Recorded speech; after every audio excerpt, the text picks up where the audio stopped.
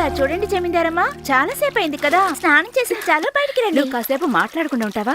ఏదో ఒక రోజు వస్తున్నావు, కాస్త సంతోషంగా ఉండనిస్తావా? సంతోషంగానే ఉండొచ్చు, కానీ వచ్చి చాలా సేపు అయింది కదా.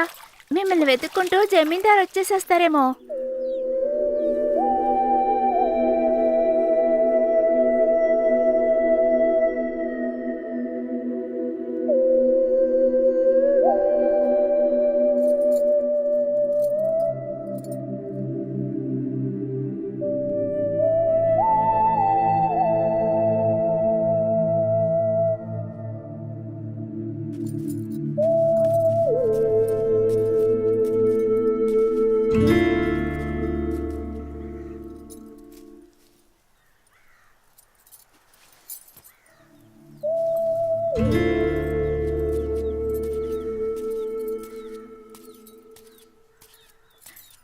ఇంట్లో 14 అడుగుల వెడల్పున బాగుంది, అందులో 19 అడుగుల నీళ్లు కూడా ఉన్నాయి. మీకెన్ని నీళ్లు కావాలంటే అన్ని ఇస్తాను.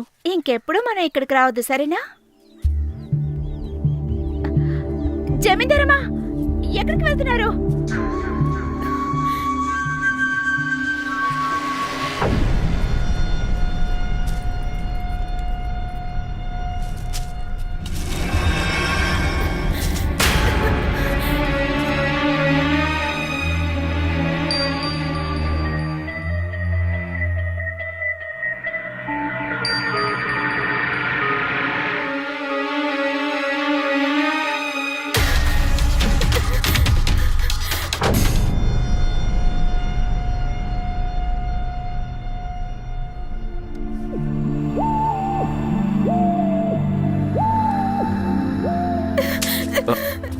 ఏమైంది?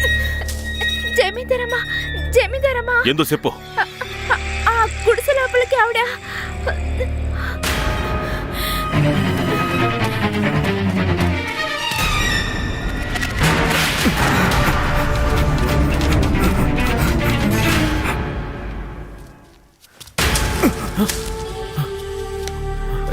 జమీందారమ్మా, ఏందమ్మా ఇది?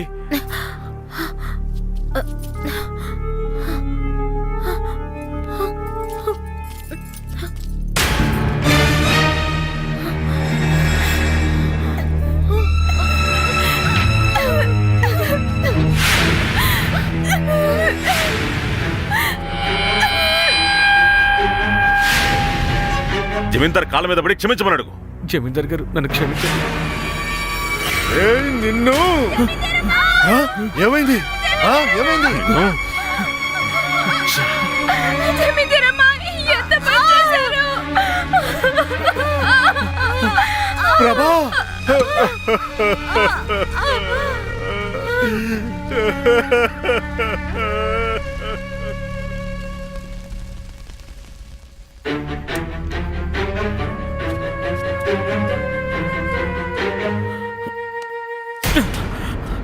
జమీందారయ్యా అని కాల్చొద్దయ్యా, మిమ్మల్ని బతిమలాడుకుంటున్నాను.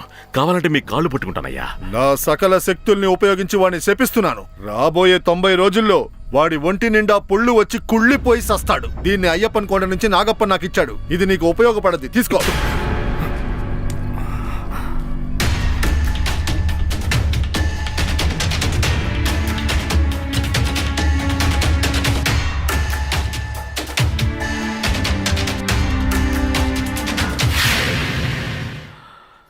జమీందారు గారిని ఆ రోజు ఆపడం నా తప్పే. అందుకే ఈ రోజు ఒక విషపు మొక్క మొలిచింది. చావు పుట్టుకలనేవి ముందే నిశ్చయించబడినవి. వాటి మధ్యనే జరిగేవి మన కర్మ ఫలితాలంతే. మాంగురుచి రక్షకుడుగా ఉండే నీకు ఆయుష్, ఆరోగ్యం కలకాలం ఉండాలని వేడుకుంటాను.